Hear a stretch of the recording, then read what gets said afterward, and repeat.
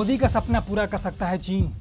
वजीर आजम नरेंद्र मोदी हिंदुस्तान में bullet train के ख्वाब को पूरा करने में जोर शोर में जुटे हुए हैं। उन्होंने जापान दौरे के साथ साथ चीन के प्रेसिडेंट से इस मसले पर भी बात किया है। चीन के पास इस वक्त हाई स्पीड ट्रेन का सबसे बड़ा नेटवर्क है, जो हिंदुस्तान के लिए मददगार साबित हो सकता है।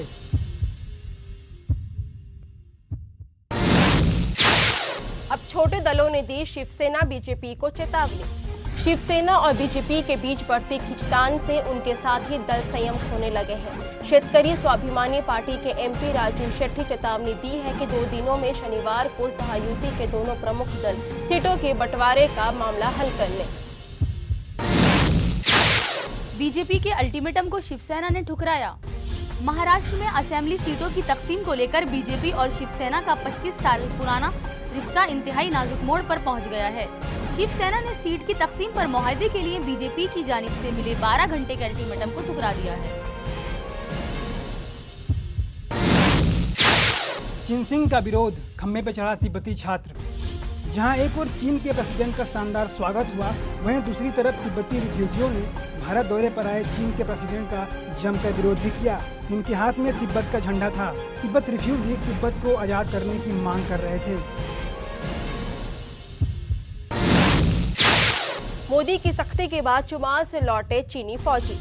चीन के साथ वजीर आजम नरेंद्र मोदी की सख्त और खरी बात का सीधा असर सीमा पर दिखाई दिया। चीनी प्रेसिडेंट शी जिनपिंग के साथ मुलाकात में उनकी ओर से घुसपैठ का मुद्दा उठाते ही चीनी फौजी लद्दाख के चुमार इलाके से पीछे हटने लगे। दोनों फौजों के बीच फिर फ्लैग मीटिंग की तैयारी है। अखिलेश यादव ने कहा, अच्छे दिन आएंगे, अभी तो झूला झूल रहे हैं मोदी। भारत के वजीर आजम नरेंद्र मोदी पर यूपी के सीएम अखिलेश यादव ने चुटकी लेते हुए उनके अच्छे दिन के जुमले पर मजाक उड़ाया है। लखनऊ में एक प्रोग्राम के दौरान अखिलेश यादव ने नरेंद्र मोदी की चुटकी लेते हुए कहा कि अच्छे दिन आएंगे, अभी तो झूला झूल रहे हैं। दरअसल नरेंद्र मोदी ने चीन के प्रेसिडेंट की अहमदाबाद यात्रा के दौरान उनके साथ कुछ पल झूले पर बिताए थे। स्कूली बच्चों ने जीता चीन की खातून ऑल का दिल। चीन की खातून ऑल पिंग ली योन आज यहां टैगोर इंटरनेशनल स्कूल पहुंची, जहां बच्चों ने शानदार प्रेजेंटेशन देकर इनका दिल जीत लिया। महिलाओं की सुरक्षा के लिए दिल्ली मेट्रो में शुरू हुआ ऑपरेशन काली। दिल्ली मेट्रो में महिलाओं की सुरक्षा के लिए सीआईएसएफ ने ऑपरेशन काली शुरू किया है, जिसके तहत सादे कपड़ों में महिला कमांडो का एक स्पेशल फोर्स तैनात किया जाएगा। यह स्पेशल फोर्स पेन या हेयर पिन जैसी चीजों की मदद से महिलाओं की सुरक्षा करेगा।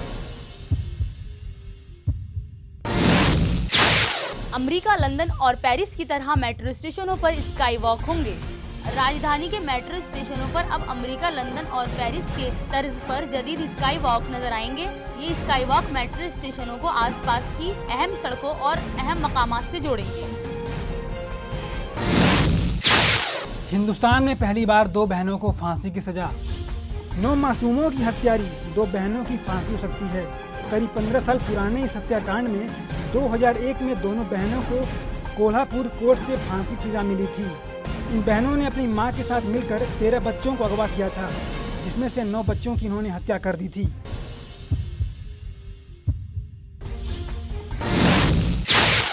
गर्ल्स हॉस्टल में मिला खुफिया कैमरा, लड़कियों ने मचाया हंगामा। सेक्टर 62 नोएडा के जेएसएस कॉलेज के गर्ल्स हॉस्टल में एक कैमरे के बाथरूम में खुफिया कैमरा लगा होने से हड़कंप मच गया। कैमरा वॉश बेसिन के नीचे छिपाया गया था। पता चलने पर छात्राओं ने हॉस्टल में बवाल करने लगी। छात्राओं का आरोप है कि कैमरा कॉलेज एडमिनिस्ट्रेशन की लापरवाही से लगाया गया है। ईपीएफओ को देना होगा वर्कर्स का बैंक अकाउंट नंबर।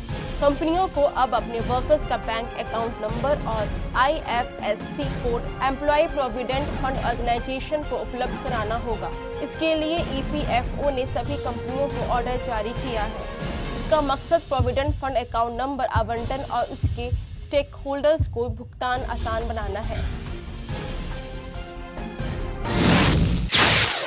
दिल्ली के तमाम हज्जाज इकराम बखैर और आफियत मदीना मुनव्वरा से मक्का मुकर्रमा तक पहुंचे।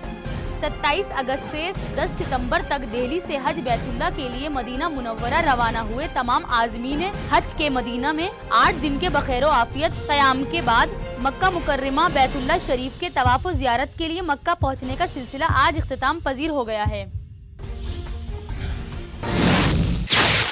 गाड़ियों के फैंसी नंबरों की ऑनलाइन नीलामी शुरू। 1 से 5 लाख रुपए कीमत वाले फैंसी कार नंबरों की ऑनलाइन नीलामी की प्रोसेस शुरू हो गई है। दिल्ली में रहने वाला कोई भी व्यक्ति जो अपनी कार या दूसरे 4 चक्के वाला गाड़ी के लिए 0001, 0002, 7777 जैसे नंबर चाहता है, वह इनके लिए रजिस्ट्रेशन कराकर बिडिंग में शामिल हो सकता है। दिल्ली सरकार के ट्रांसपोर्ट डिपार्टमेंट की देखरेख में चलने वाली स्कीम के तहत 140 फैंसी नंबरों की कीमत अलग अलग रखी गई है।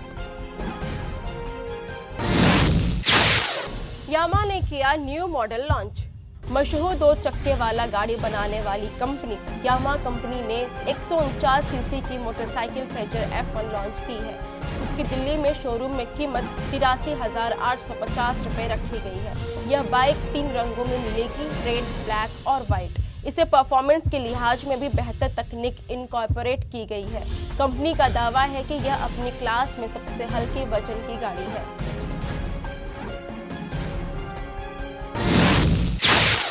फीबा का ऐलान, पगड़ी पहनकर खेल सकेंगे बास्केटबॉल प्लेयर्स। FIBA ने कहा है कि प्लेयर्स को अब ट्रायल के तौर पर सिर पर पगड़ी पहनने की परमिशन दी जाएगी। फीबा के सेंट्रल बोर्ड की पुरुषों की वर्ल्ड कप के दौरान बैठक हुई, जिसमें प्लेयर्स को 2 साल के ट्रायल बेसिस पर सिर ढकने के लिए कपड़ा पहनने जैसे कि पगड़ी या हिजाब की परमिशन देने के पक्ष में वोटिंग हुई।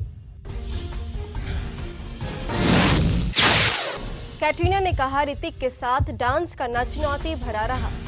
बॉलीवुड में फेमस डांसरों में से एक माने जाने वाले ऋतिक रोशन अपनी आने वाली फिल्म बैंग बैंग में मुश्किल लेकिन बेहतरीन डांस करते हुए नजर आ रहे हैं। इस फिल्म में उनका साथ दे रही हैं एक्ट्रेस कैटरीना कैफ का कहना है कि उन्होंने उनके मुकाबले का डांस करने के लिए कड़ी मेहनत की है।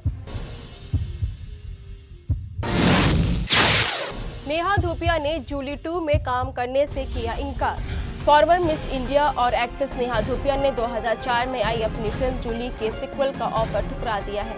नेहा धूपिया ने फिल्म जूली में वेश्या का रोल प्ले किया था। नेहा ने एक इंटरव्यू के दौरान कहा, हाँ मुझे जूली 2 का ऑफर मिला था, लेकिन मैंने इसे ठुकरा दिया क्योंकि इस समय मैं इस तरह के रोल नहीं करना चाहती।